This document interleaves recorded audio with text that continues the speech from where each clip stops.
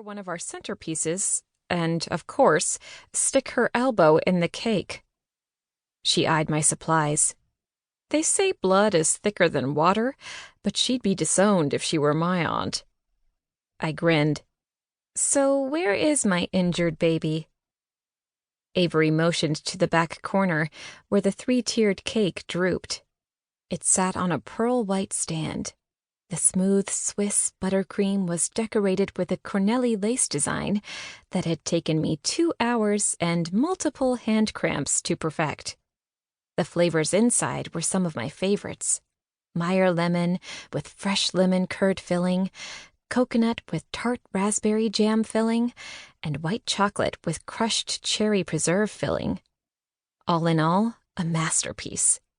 One that currently had an Aunt Jean elbow imprint in the top layer.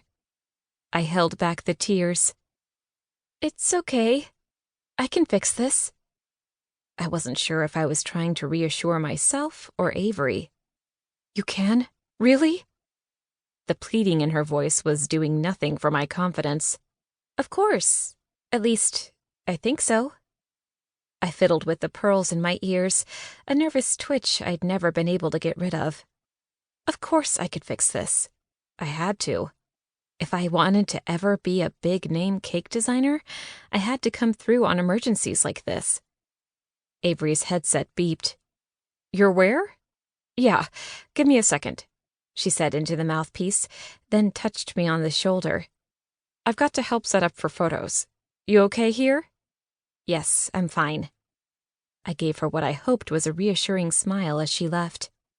Time to work my magic.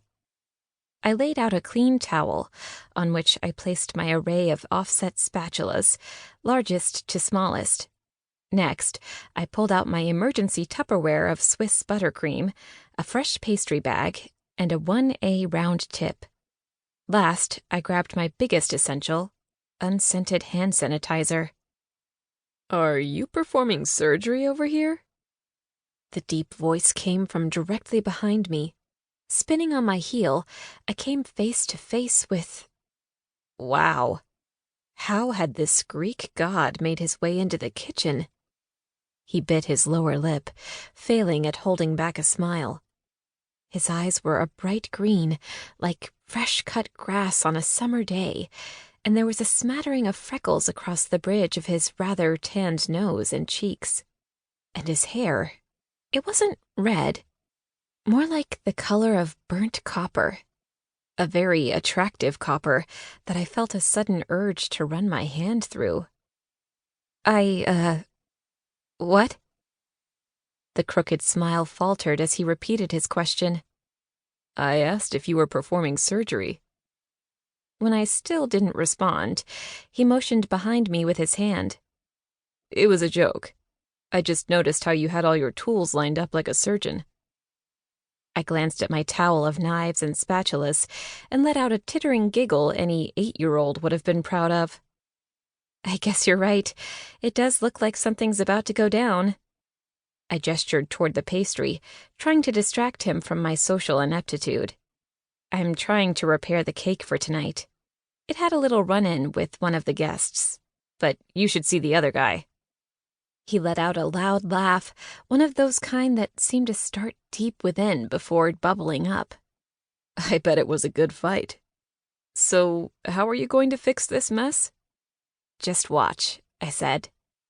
After squirting a liberal amount of sanitizer on my hands, I dropped a round tip into the piping bag, then scooped buttercream into the open end. Next, I leaned in to clear off the smashed frosting. Where does one go to school to become a cake surgeon? The whisper was just inches from my ear. Holy cow! My heart was instantly in my throat.